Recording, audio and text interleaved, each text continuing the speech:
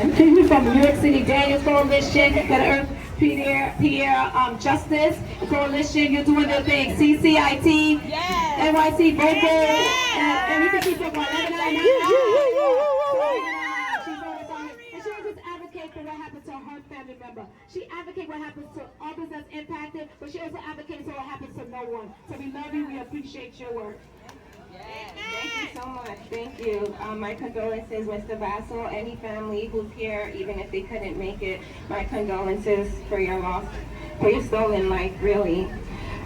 Okay, thank you again, Assembly Member Monique Chandler Waterman, 8858, the Mental Health Task Force, Daniels Law Coalition, organizations, advocates, community for this day to honor life stolen from us while they were in need of help and care, but to also offer hope, support, and alternative to those still with us physically in our community, our neighbors, in need of healing, care, resources, understanding, continuum of care, and these are basic human rights that we're asking for.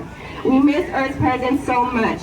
We miss his love and his laughter. We miss his support and all the family moments he added a special flair to because he was one of a kind. He lives forever in our hearts, and his name... Hallelujah! Yes, strength, God, strength. He lives forever in our hearts, and his name lives in the sky forever on Eastern Parkway and Utica Avenue, which is now codenamed to Earth Pierre. So Earth Pierre lives because we refuse to stop saying his name and sharing his story. Justice for Earth Pierre is not a moment, it's a movement.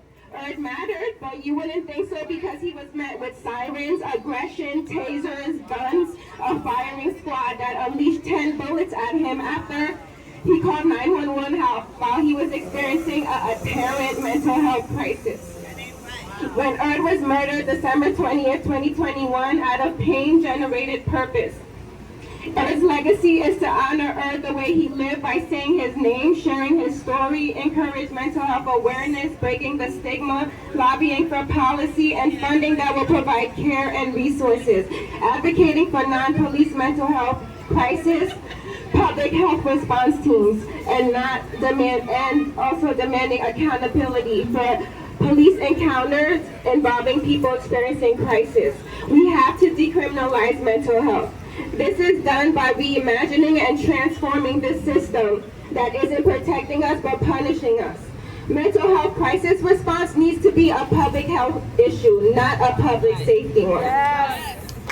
Police escalate and criminalize. Peers provide safety and consideration. Individuals with lived experience who are trauma-informed, culturally responsive, and who allow people experience a mental health crisis are seen and heard and have hope that a cry for help will not be a fatal encounter, but one that embarks a journey towards recovery and a sustainable life.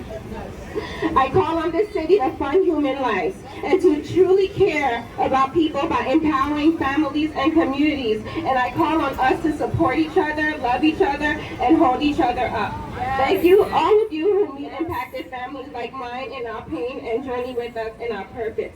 Justice for Earth Pierre and Pierre's Not Police. Thank you.